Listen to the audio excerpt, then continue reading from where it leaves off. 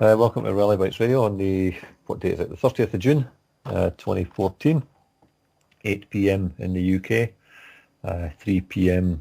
Eastern Time in the US. We've got Dave Eden of I was going to say Community Press Group, but we'll hear from Dave as to why that's not the case anymore, because we're moving to a new platform which includes obviously Awake TV, called Live Pulse News. You there, Dave? I am indeed. So, Dave, we've gone over this over the past week or 2 weeks. Do you want to, well, we did put an article on the website talking about the future of the Community Press Group and mentioning that we were going to change the focus more towards a media, television, radio, news gathering outfit rather than the kind of community journalism side of things because, well, quite frankly, it's not working. People are full of good ideas and they come along to see what you're about and they're all enthusiastic and then they go home again and just sit down in front of the TV again or something and do nothing. But the whole point of the Community Press Group was to try and get people off the sofa and get involved. But I think we've only got about 5 people at most who've actually done anything. So it's not worked at all. And there'll be some people out there who will say, well, you should just persevere with it. Well, I'm sorry, folks, but it costs a lot of money to run around the country meeting people. And if they're not prepared to put themselves out a little bit, then, sitting in front of a computer writing an article once a month, then it isn't worth it, is it, Dave? Dave? No, we've lost Dave, have we? I think we've lost Dave. No, I think we've got Dave back. Have we? Yeah, unfortunately, Neil, I have no idea what's going on here. Well, let's get on with it, and if you get cut off, then you get cut off. But did you hear what I said about the change of focus and stuff? I did, yeah. Well, okay. I heard most of it. Okay, well, I mean, we're live on here now, so you just take it away from there, really. And I was mentioning that, so many people have come forward to say, yeah, we're going to do something. We'll write articles. We'll do this. We'll gather news, and virtually nobody has done anything. So that's the primary reason why we're changing focus. But there are other reasons which I don't know if you want to go into. But if you want to take it away, I'll leave it in your capable hands. Yeah, I think what you're saying there, Neil's quite right. In terms of about 300 circa. People that came along to train, the 2-day training days, which were, expensive. I think the thing is, he's not really critical. I think people have a very, very genuine desire to want to get involved and to participate and to contribute. But on top of that, people have got lives to live. They've got families and children and elderly parents, so on and so forth, and jobs to maintain. And I think it's something that both you and I know. It takes a lot of time, a lot of research, a lot of dedication. I'm in the lucky position that I'm retired and I receive a very good pension, so I have that amount of time to do it. And so I don't think it's always as easy as we think it's going to be. And some people do struggle when it comes to putting that sort of pen to paper and writing an article. Maybe that's a symptom of the comprehensive education that our younger people have got now. Maybe they need a comprehensive education to make up for their comprehensive education. So I think there's a number of factors, and certainly there was some cost factors. Each and every training session we ran, we were several £100 down. And frankly, no excuses, it didn't work. And there are a number of reasons and variables why it didn't work. So it is time certainly to change focus and concentrate on a core team of people that can contribute on a frequent basis. But that doesn't mean to say that the ethos of the Community Press Group, editorial policies and things, they all move with us to Live Pulse News, and certainly anyone from citizen journalists, if they want to submit work, then we will publish it. What's really happened is that we've stopped the expenditure and the time that it's taken to conduct the training courses, supply materials, so on and so forth.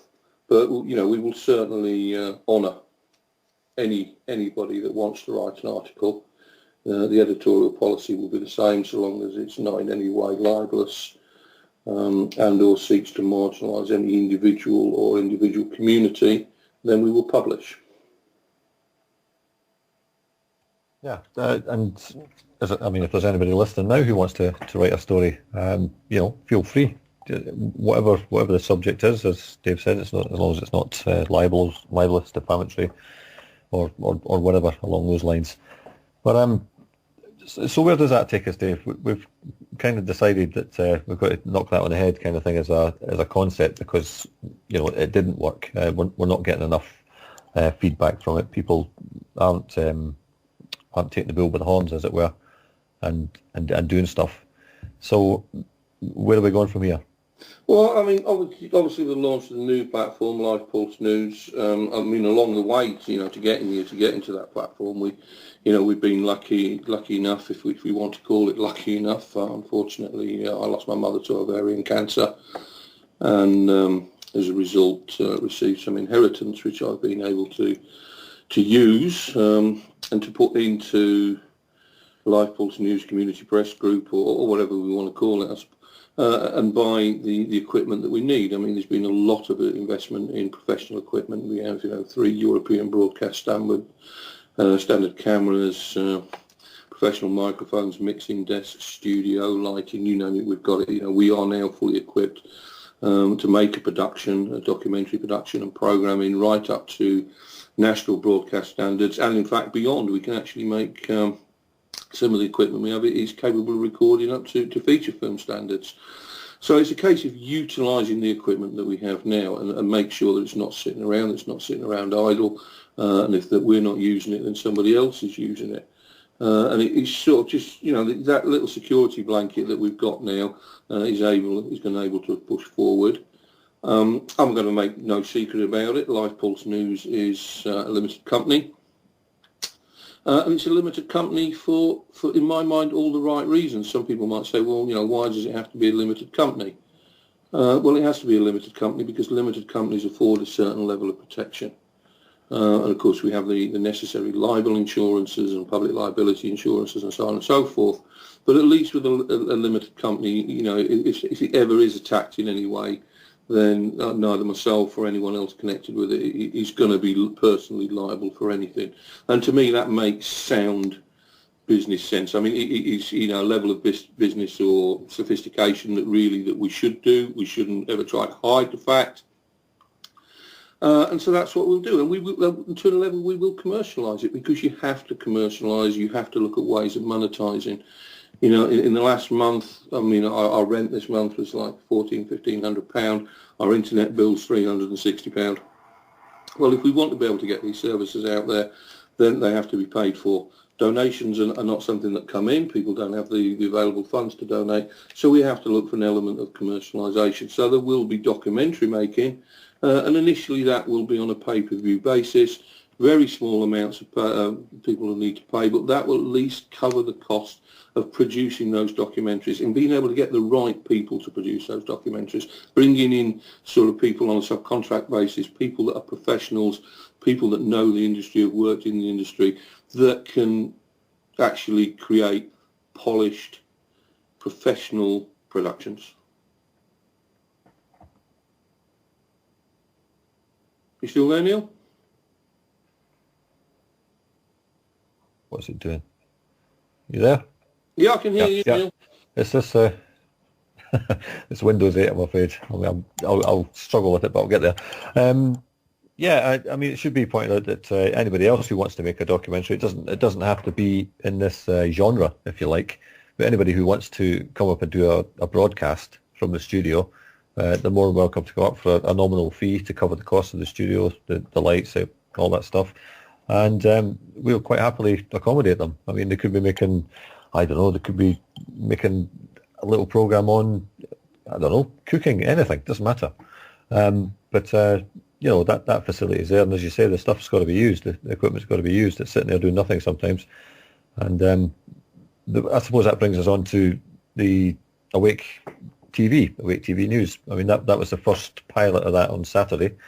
And I was in discussions with Steve today for a slot whereby we can start doing a weekly programme for a couple of hours a week. And that really is going to be the focus in the short term and long term, of course.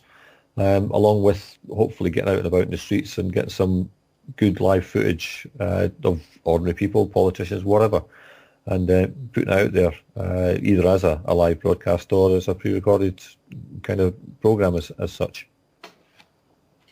Yeah, I very much agree with you on that. I mean, let's face it, people like visual. I mean, obviously radio is very, very popular, but people do like to be able to look at images. They do like to be able to look at programming. And I think the marriage from awake radio and awake radio TV is something that is worth developing. I think that one of the very, very important factors is about that. I mean, obviously we have the studios here, we have the facilities here, but we've also got the facility to take calls from anywhere in the world. And of course we can then actually integrate them into the programming. And for me, one of the important things about this is that it's, the hub, for want of a better word, is based in the UK, is that certainly that we're getting the monthly three-hour program out there. We'll start with then obviously a couple of weeks' time we'll have a 1 hour scheduled program going out a week, and then we would like to increase that. But for me, I think it's very important that we have got participation from everybody, and that everybody's got the same chance. And and I want to see people from America, from Australia, from the European countries. I think we had was it Ole that we had on this week? In fact, his English is actually better than a lot of people that live here. Well, it's better than mine. Yes, well, certainly. I mean, I'm not actually quite certain you speak English, but then we won't go into that. But that's and I think that is the sort of thing that we need. And hopefully, if we can do that, then somebody might say, well, okay, then we can do awake TV, US and Australia and so on and so forth, and we can combine our efforts. And it's getting that broad spectrum of guests. I certainly don't think that we should. I mean, we need to focus on what's going on in the UK. We need to focus what's going on in Europe, but I think we need to see what's going on everywhere else in the world, because we're all at different stages of what's happening. It seems to be that there's different methodologies employed across the globe, and I think it's very important that by making it a global community, we can see and learn what may be coming to us, and vice versa. And so I really do see that as a very strong developing opportunity. Getting back to what we were saying earlier on briefly, you and I and members of the team here, we've joined the National Union of Journalists and become a recognised bona fide journalists in the eyes of the law and the eyes of the authority. And I think some people might say, well, why have you done that? Be a bit critical of that. And we're alternative. What I would say on that is we're not necessarily alternative, we are independent. And there is a slight difference there, because our editorial policy is such that we will print anything, we will give anybody a platform to talk about what their beliefs are. Whether we necessarily concur or not is irrelevant. We just want to show people the respect for their opinions, and that their opinions and their viewpoints are as important as everybody else's, and everyone's got an equal opportunity. But NUJ membership, it's a leveller in the sense that it allows us access to certain places. As you know, we've gained access to Downing Street, we're down on the Green at Parliament, and so on and so forth. And unfortunately, and it's something that I learned from my term in the police service, is that sometimes to compete with a man, you have to be the man. Doesn't mean to say that you have to change your social attitudes or your moral standpoint, but in order to gain the same advantages that they've got, you've got to be part of the club. And so long as you do your journalism is professional, then there should be no issues. Yeah, I totally agree with you. And as you say, you only get access to certain places with the proper accreditation.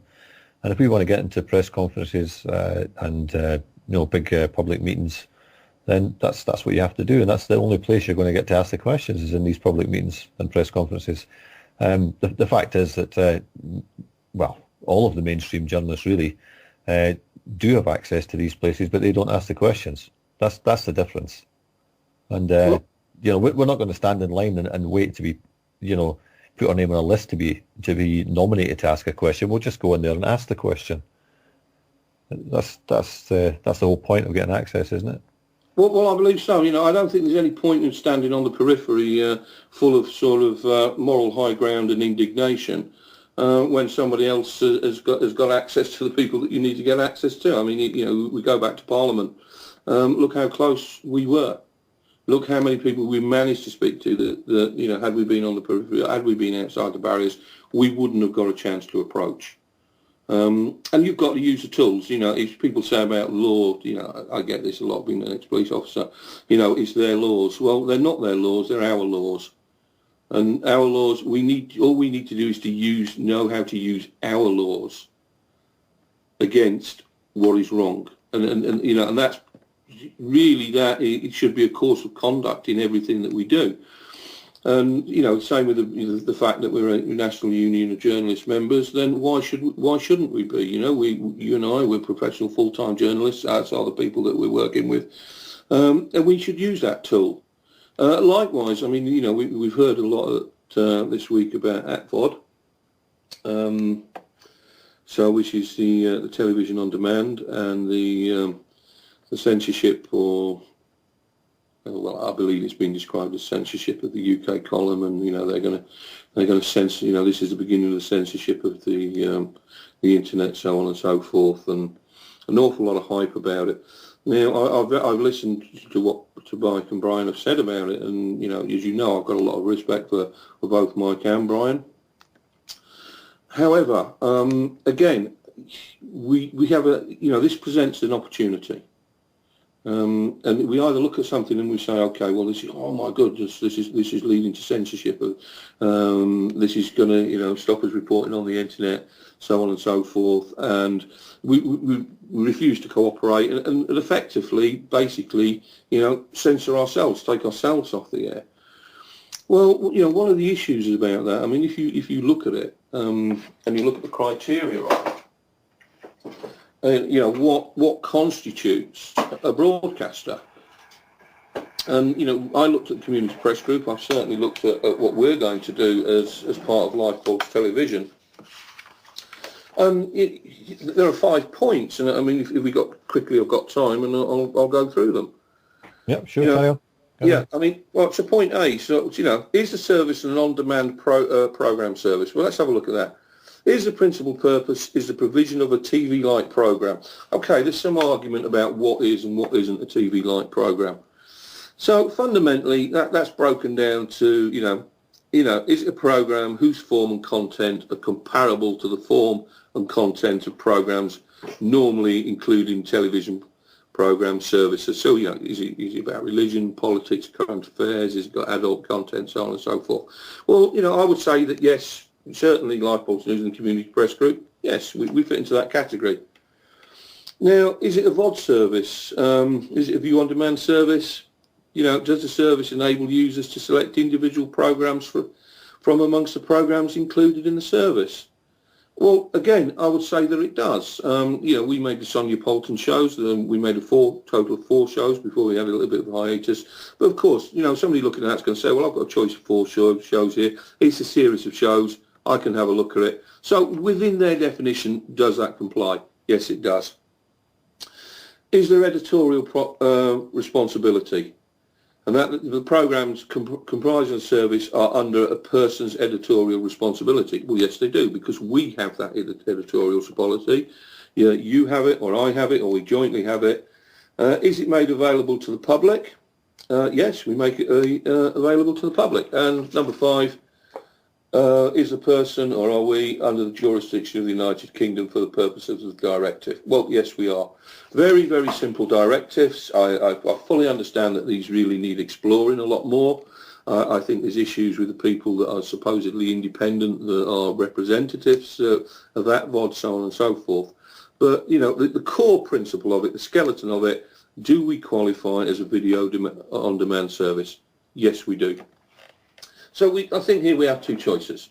We can say, look, we're not going to argue with you. We're going to censor ourselves. We're going to take ourselves off the air. We're going to remove all our content. Screw you. We're not going to do it.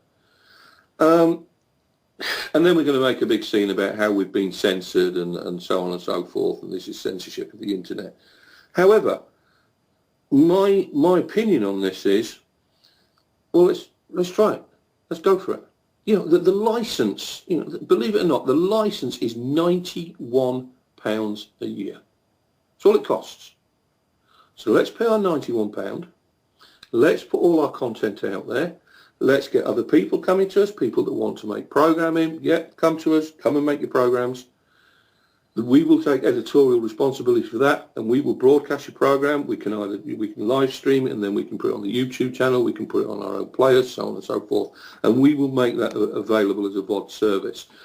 Now, at the point that there is direct intervention, and they say, no, you can't put that on there because of, and they start to censor the material. At that point, I think we can say, yes, they're censoring the internet. They're censoring this material that we're putting out there because they don't like the content of it. Then we've got an argument. However, if we pay our £91 and we can put anything out there and they don't censor it, I mean, obviously, you know, there has to be guidelines. You can't put hardcore porn out there. You can't put things out there that are going to be dangerous to society and or you know, going to affect children. And when I say dangerous to society, I mean, you know, we can't start promoting terrorism and things of that nature. However, news coverage, albeit alternative or independent news coverage, which is critical of the establishment, we'll see what happens. Because I think it's a little bit too early in the game saying, well, we're not going to apply for licensing, we're not going to capitulate, we're not going to do this, we're going to take all our material down, we're not having anything to do with it because you're censoring the internet. Well, I don't actually think at this stage that there's any evidence of that yet. There may well be in a few months, but somebody's got to say, okay, we're prepared to be the guinea pigs, we will do it, we will put it out there, and we'll see what happens. We'll see what gets censored and what doesn't get censored. And I strongly suspect that nothing will.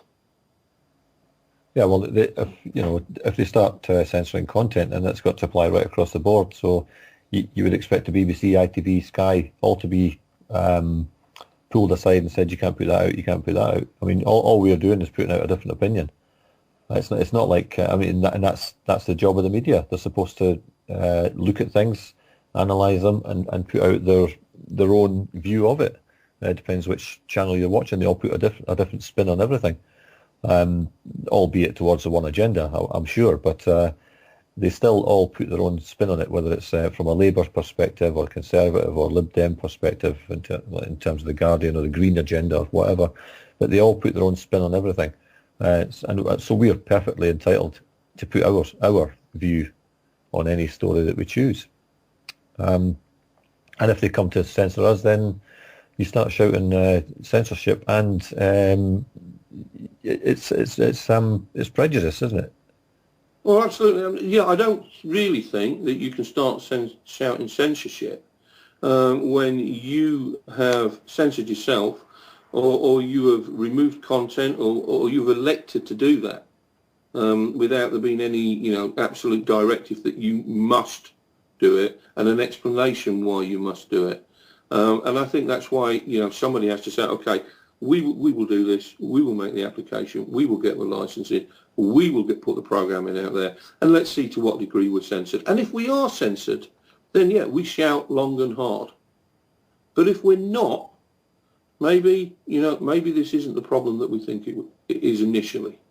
And, you know, fundamentally, and, you know, I'm sort of sorry to say this, and some people might say it's a little bit defeatist, but I think you know the analogy that I use quite often during the training days about the buttons being on their side.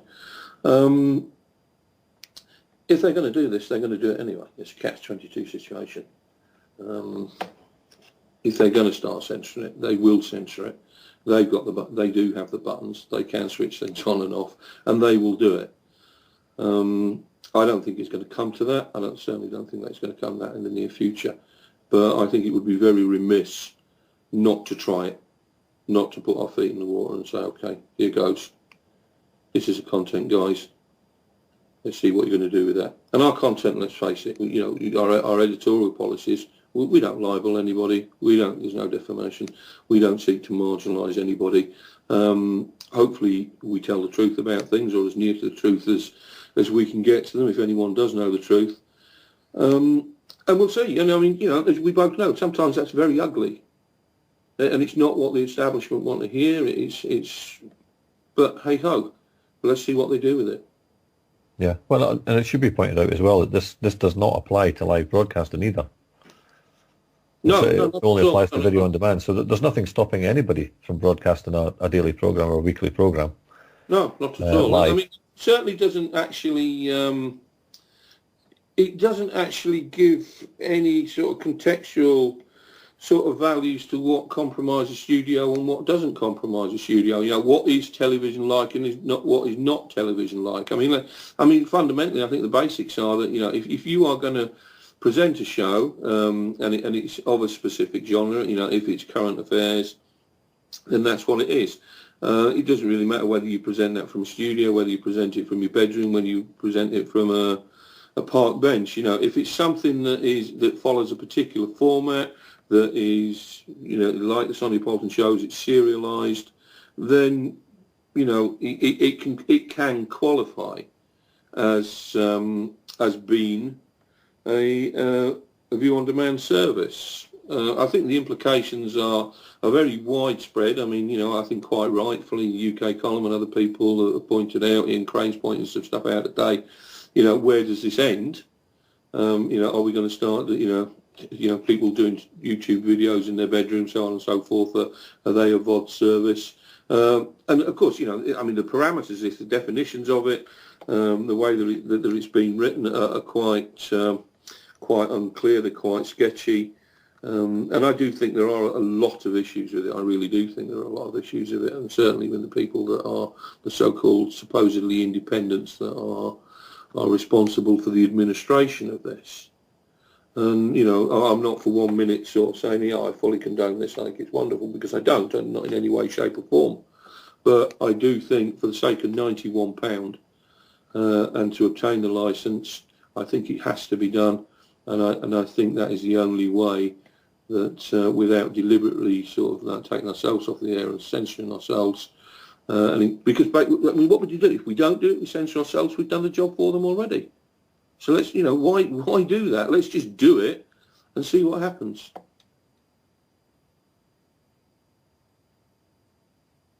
You still there, Neil? Just struggling with Windows 8 again. Anyway, we're here. Yeah, I mean, the futility, if you like, of censoring ourselves, we're just shooting ourselves in the foot, really. We've got to use the system that's there in the same way that we use the money that's there. We have no choice in the matter, unfortunately. And as is the case with AtVod, we really have no choice other than to censor ourselves and, as I say, shoot ourselves in the foot, because the only way we're going to get the word out is through, as you said, the audio-visual side of things. And if we don't do it, then how is anybody else going to get on board? The only way we can stop censorship is if more people know about it.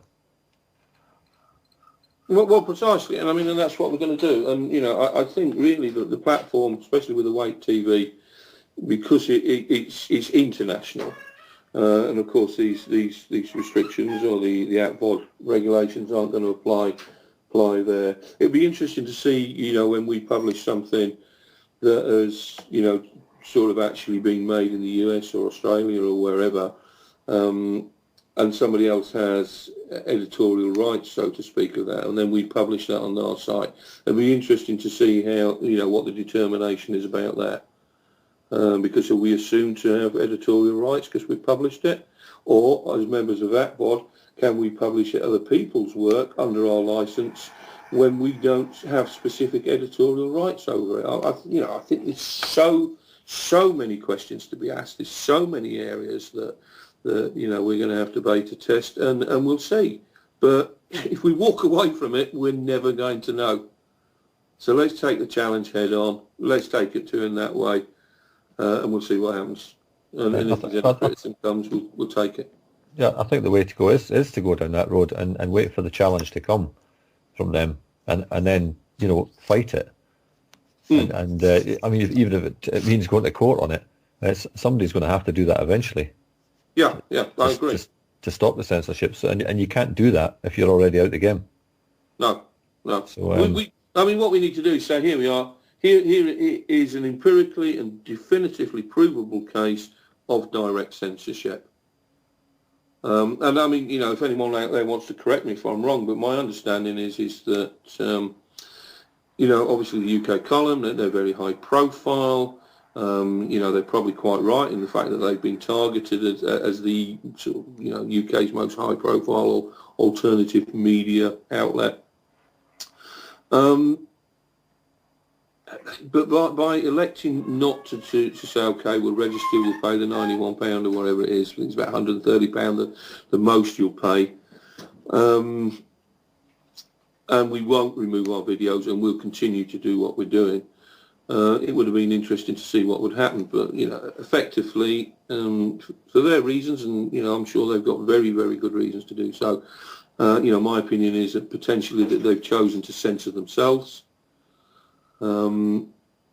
And we'll see, you know, we'll see what happens with that, because Apple have obviously been very, very quiet on the matter. But certainly there's nothing there. We can't say, well, actually, here is some definitive proof of censorship, because very well the Apple, you know, argument will be, we haven't censored anything.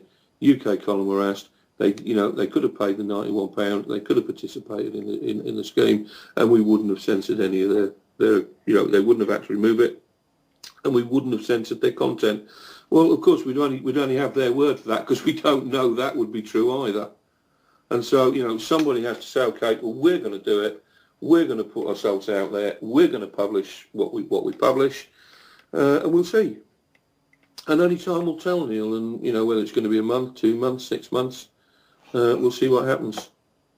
Well, I think it's certainly going to go down that road eventually, but we have to be, you know, we can't be censored if we're not putting anything out there. So, no, well, you can't win it if you're not in it, basically. Yeah. Okay, we'll move on from that, and let's discuss the first documentary that's going to be coming out, and that's going to be out sometime in August with a certain Mr. Ike.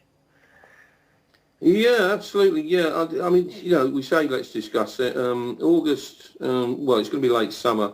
Now, I think have you got the press release there, Neil? There is a press release on this. I don't know whether you've got it in front of you or not.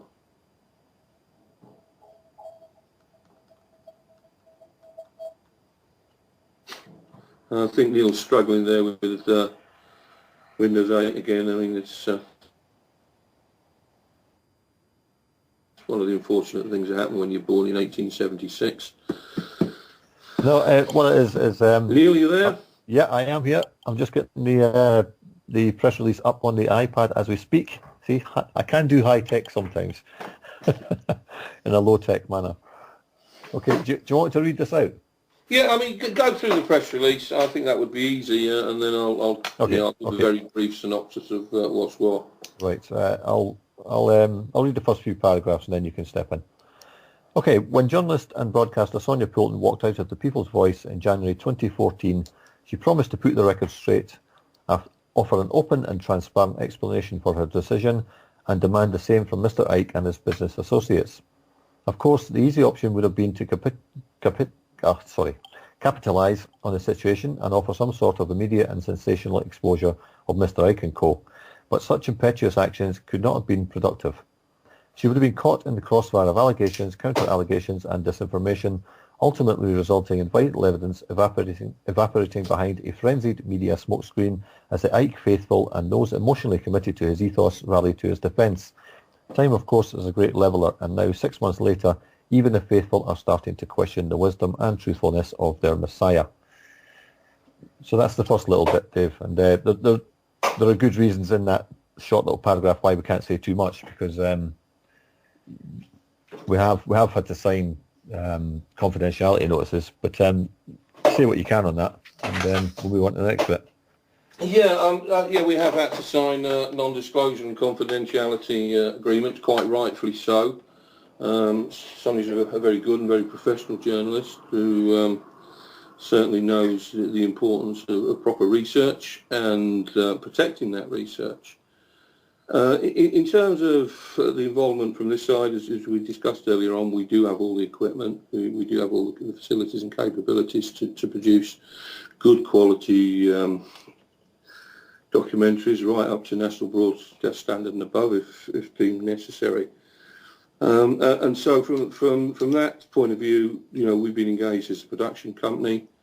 We supply the equipment and the various people, and oh yeah, I've got the grand title of executive producer, which basically means I carry things around and pay for stuff.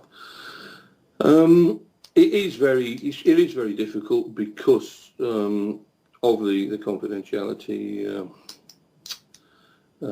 ties that we have there in terms of, I mean that it's a legality, it's been done legally as the contracts. But the press release really says it all, doesn't it? Now I've been, without being able to say too much, I've been privy to a lot of the information. I've seen a lot of the documentary evidence.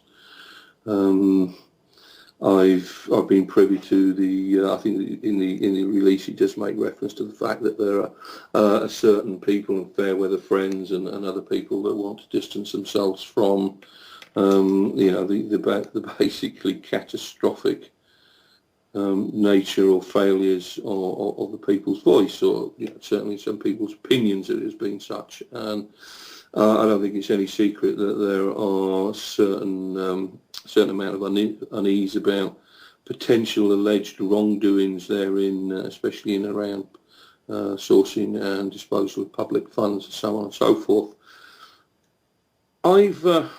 I've looked at all the material, and I've looked at it from the point of view as an executive producer. I've also looked at it from the point of view as a very, very experienced police officer, somebody that's used to investigating things to a high standard, and I'm certainly very happy that anything that Sonia Poulton is going to present is going to be robustly evidenced. And I think even now a few of the Ike faithful are beginning to think, well, hang on a minute, things aren't right here. Certain promises made haven't been met. There are certain things that, certain questions that are unanswered questions. I know that Mr. Ike and one of his, I think it's the chap that runs the place now, it's ADL Tabata Bai. They've been asked a series of questions in the name of transparency and openness, and have refused to answer as such. They've been offered opportunities to come before the cameras and be interviewed. To date, they've not even acknowledged that. So I think this is, it's going to be quite contentious. But I also know it will be very well done. It will be very well researched. Things will be properly, definitively, and empirically evidenced. There's always this sort of, this veil, this threat of being sued for libel and so on and so forth. And I think that's going to be something that's going to be made sure that opportunity isn't given. And if it turns out to be half the documentary of what I know that it could potentially be, then it's going to be a very interesting product, and it's going to be certainly very enlightening to a lot of people. And I think as it says, the private persona behind the public persona. So we should wait and see. But late summer, should be out by late summer. With that, will go out on numerous platforms. And again, that'll go out pay per view, quite rightfully so. Probably around the £2.99 mark or somewhere like that. But I don't know. Don't quote me on that because I'm just guessing. But it'll go out at a reasonable price because at the end of the day it needs funding and resources need to be brought in so that they can fund similar altruistic projects. And that is the thing. And going back to what I was saying before, Neil, I mean, you know what the running costs of this place are a month and what I pay out. But over and above that, the ethos will always remain the same. It's not about anyone here sort of, buying flash cars or going on holidays or flying around the world to interview potential presenters and nonsense like that. We want to establish a very strong, robust platform where we're putting back into it what we take out of it. And so, we open and transparent accounting. And let's start raising some capital to be able to fund other projects, because there's so many people out there and I come across this all the time, and I know you do. We meet so many people that come to us that have got such fantastic stories to tell, such, strong stories, stories that are not just of national but of international consequence, but they just don't have the resources to fund it. And it's not cheap. The average documentary, £4,000, £5,000. Programming's not cheap. As you know, maintaining websites, not only time consuming but fiscally as well. And there's so much that's not been done. And if we can, donations are something that are very hard to come by. I mean, in a year we've had £25 in donations, which I think doubled to 50 because one of our friends gave us £25 just to double our donations. When you consider, the amount that's been spent, both basically by me personally, it's just impossible. It's absolutely impossible for anybody to survive off donations. It can't be done. I think it's fair to say though that even although we're talking about surviving on very little money or whatever, we're still looking for people to come in and utilise the studio in as much as they can do, and simply pay the running costs of it for whatever show they're doing if they can do. And if they can't, perhaps there's selling products or whatever, but to help us out in some way, because we're facilitating them. That's all we're looking for. We're not looking to make huge profits off of people or anything. As you say, that the equipment needs to be used. It needs to cover expenses. That's all it needs to do, Neil. Yep. Any profits are a good thing, because other profits can be put aside and say, okay, we've amassed X amount, £2,000, £3,000, £4,000, £5,000, whatever. That can be used to make another documentary. Let's face it, that's it. But the studio's there. I mean, the equipment is top notch. If somebody wants to come in and use it, do an hour's program, they want it live streaming, they also want it recording to put out on their platform, well, come and use it. It's not a problem. As you said about people that maybe have got products to sell, to an extent you can say, oh God, do we want to go down that route? Is it advertising? Well, I don't know. It depends to my mind, as long as that product is beneficial to humanity, so long as it's sort of ethically sound, then I don't have an issue with it. I mean, we're certainly not going to be on there, people selling whatever, timeshare and nonsense like that, or, that sort of thing. I mean, that's a no-no, that's not going to happen. But if somebody comes along and say, okay, then, we've got these products, and whether they be herbal medicines or essential oils or anything of that nature that is of benefit to people, then yeah, by all means, there isn't any reason why that shouldn't happen. And likewise, somebody wants to come along and, make a program about something that, we've all got our own opinions. We all feel strongly about some things and not strongly about other things.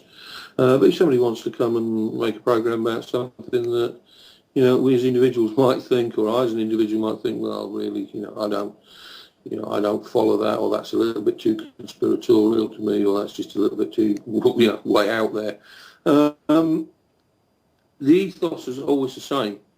Whatever that person believes, whatever they're emotionally and intellectually committed to, in my mind is right. It's like the argument of God. Does God exist? Well, if somebody says to me God exists, then there is no argument. God exists, and it's the same with every genre within the independent or alternative thinking genres. I don't have an argument with it. I don't have a problem with it. We will produce it. We will put it out there. Because it's up to the recipients to decide what they want to believe and what they want to commit to and don't commit to. But of course, with the ATVOD licensing, we're going to be able to give people an opportunity to come and make regular program, put it out there, and not fall foul of the authorities. Yeah, because we will say, yeah, all right, this was made here, it's their program, we've taken up editorial responsibility, let's put it out there. Yeah, and the other thing we're looking for also are people with stories to tell. I don't mean fairy stories. I mean, proper human interest stories, whether it be their experience with the DWP. I know Alan Taylor-Shearer's in touch with somebody from JSUK, Job Seekers UK, and that's going to be an ongoing kind of mini-series kind of thing, 10 minutes a week, I think, and a monthly roundup of stories from the DWP, Department of Work and Pensions, as it's known in the UK. And any other person who's got a story to tell, similar to the chap Darren, who was interviewed by Alan as well. And that video was shown on Saturday about his experiences with the NHS and the death of his father. I mean, there must be many, many similar stories out there, and I think it's important that we get as many of those kind of stories documented and on the record to show that there's a pattern of behaviour here by these institutions, which is clearly unacceptable. And the more of a pattern that we can get documented and see, the more evidence there is there for some kind of the possibility, say, of some kind of class action suit somewhere down the line, whatever the issue may be. And yeah, I mean, absolutely. I mean, I think the opportunities once you're gathering evidence from from all over the place, to start looking at class actions, to start looking at what's wrongly termed private prosecutions, and to be proactive about things. Those opportunities do exist. I mean, I can certainly teach people about being proactive and how to conduct a private prosecution from the very stages of taking, collecting the evidence, what is evidence, what isn't evidence, writing what in the UK is called an MG11, a Section 9 Criminal Justice Act written statement, the laws of statement writing, the rules of evidencing, the court procedures rules, so on and so forth. I can do that. I can teach people that. That's not a problem. I mean, over a 2-day period, I can take somebody from being a novice to being able to take something and say, okay, then I understand enough about this now, how to present it, what the rules of disclosure are, what's unused material, so on and so forth. I can do all that. However, it's like anything else, and people might say, well, that's a little bit mercenary, but it has to be. I am literally tens of thousands of pounds out of pocket. And if somebody wants to do that, and somebody once said, and it's not somebody that I admire very much within the alternative media circles, but he did say one thing, and it sort of knock home to me. He said, sometimes, people don't appreciate what they get for nothing. Because if they get it for nothing, they come along, it's costing them nothing, they don't necessarily have to commit to it. So I can do that, and I can teach people to do that, and we should be out doing that. We really, really, really should be out taking it to the front line, being very proactive at the front line. But, people are going to have to pay for it. And, people say, well, that's wrong, your information should be free. And information should be free. But the provision of a service, unfortunately, can't be free, because once you've paid for the place, for the training, the materials, and so on and so forth, no one can afford to do it. Literally, nobody can afford to do it. And as our erstwhile colleague once said, they don't appreciate what they get. People don't appreciate what they get for nothing. So I think okay, we can do that. I can train that. I can teach people to train their peers how to do that. But I'm not going to stand idly by now and do it for nothing anymore. It has to cover the costs of what we're doing. And people, in that way, people might commit to doing it. Yeah, well, the fact is, if we don't cover costs, we're finished. That's the bottom line. We had the same issue with the Southern Independent newspaper in Ireland, and I got on board when the first edition was printed, and I helped deliver it and get it out there. And then the second edition, I had more of an input as an editor and writer and stuff. But I said to the lads back then, you have to treat this as a business or it's going to end. And within a couple of years, it was finished, because they just kept giving it away and relying on donations, and you just can't do that. The UK column, they sell subscriptions. Well, that's fine.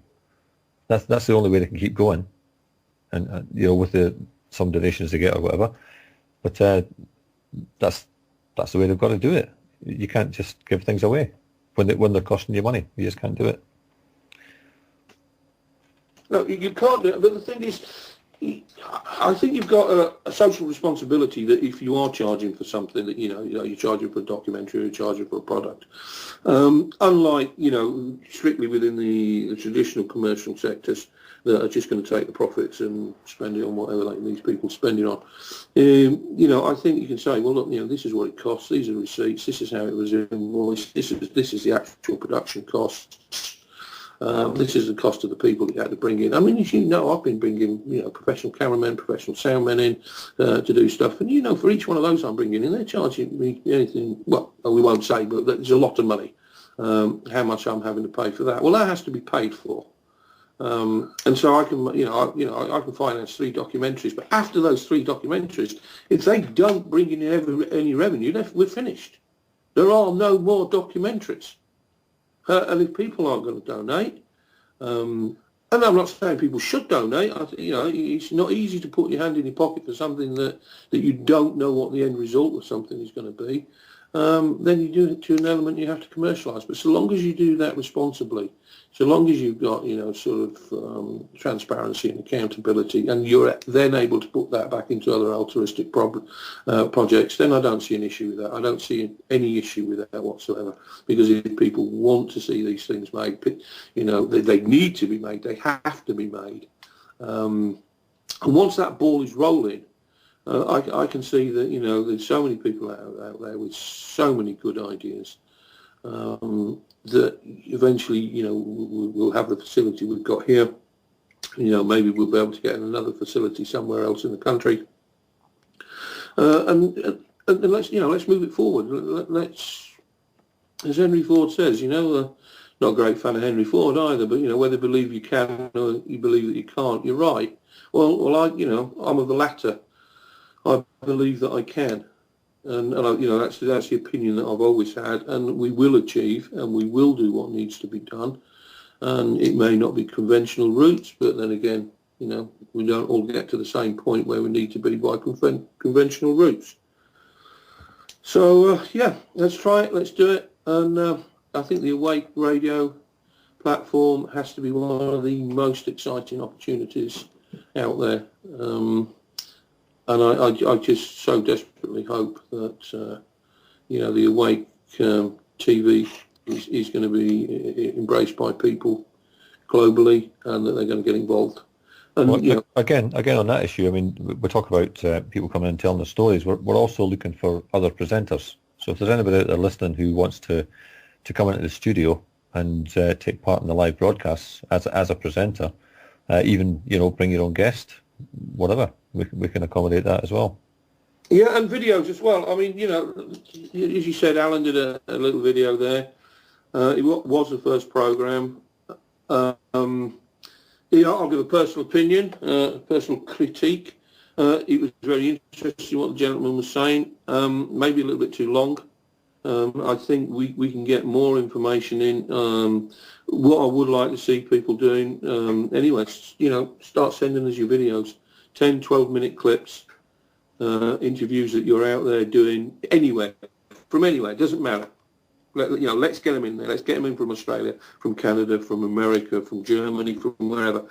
Let's get these interviews in there, and we will start putting them out. We will put them on the live show on the last Saturday of every month. We will, hopefully, as you said, we will do the hour a week, starting a week on Wednesday.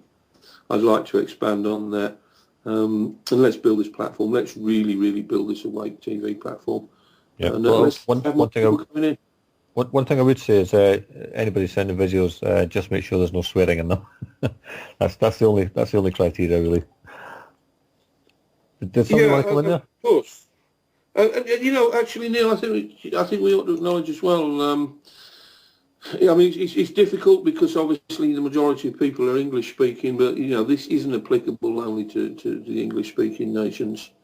And if people want to submit things, and maybe if it's in German or French or whatever, then send it to. I mean, I speak a little bit of German, so I should be able to make out whether it's too bad. But we can always get people to look at it to make sure that we haven't got anything in there that's unsuitable for broadcast, and maybe even get it translated and put subtitles on there. Let's just get everybody involved. Let's start sharing what needs to be shared.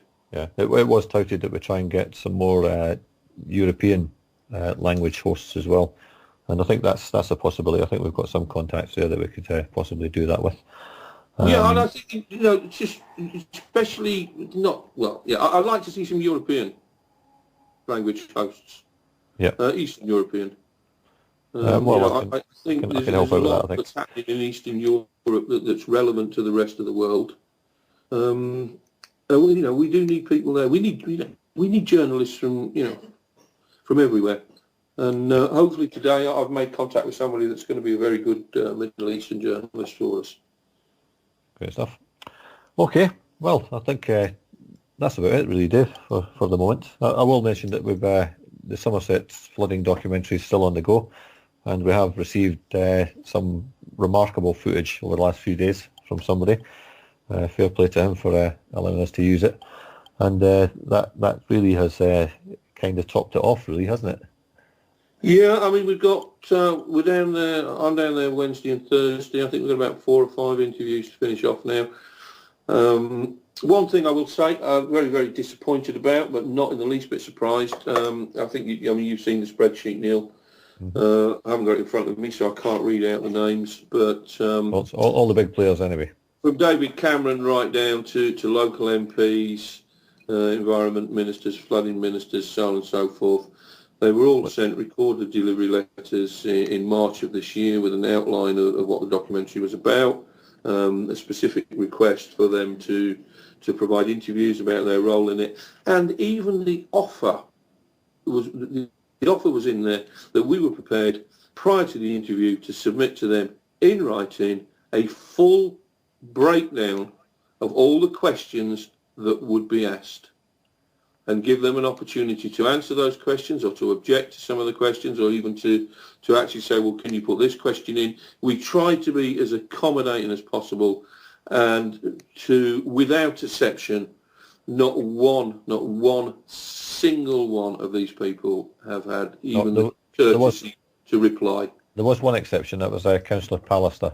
My mistake. Yes, Councillor Pallister. One local councillor was the only person to reply out of all those people. But I intend phoning their offices and asking why they haven't even responded to the letters, because they were all sent recorded delivery, so they can't say they didn't get them. No. So we'll see what comes of that. And, very, very, very disappointing, Neil. Not exactly unsurprised. Well, it says a lot. That's Well, when we need to get down to Downing Street, get your cameras out, and as these particular ministers and people come out, we'll doorstep them outside number 10 and give them a copy of the letter and say why haven't you even got the common courtesy to reply to this, even if it's no thank you, go away. Yeah. Your public service. Why? Just acknowledge it, eh? Yeah. Okay. Anything else to add, Dave? No, not really. No, I'm going to go and do what a stocky man does at this time of night, which is eat pies. I don't think the pie shop was open this late. There's always a pie shop open, mate. That's the beauty of London. And I will see you in the near future. Bright and early tomorrow morning, yeah. Yeah. Okay, thanks very much, Dave.